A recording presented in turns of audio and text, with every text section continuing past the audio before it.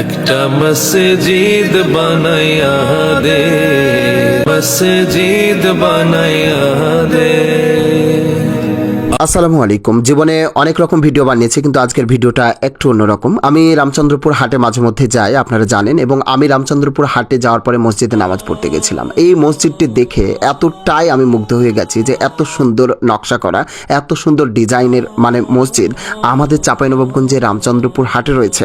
এটা কল্পনার বাইরে ছিল। আমি আসার পরে পরিপূর্ণভাবে মুগ্ধ হয়ে গেছি এবং আমি মসজিদটি ভিডিও না করে থাকতে পারিনি, যে আসলে আমি মানুষকে দেখাবো যে এত সুন্দর আল্লাহর ঘর আমাদের চাঁপাইনবাবগঞ্জে রয়েছে। আমার বুকের মাঝারে দয়া কইরা রে মওলা, তোর নূরের পিদিম জ্বালাইয়া দে।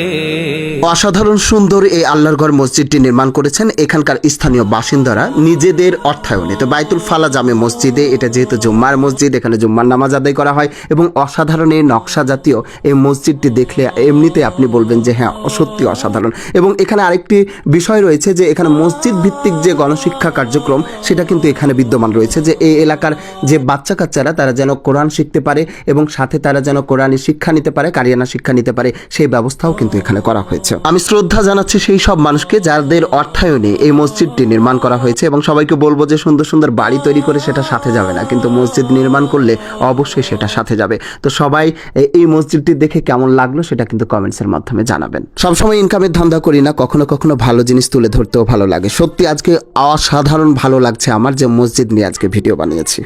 একটা মসজিদ বানাইয়া দে, একটা মসজিদ।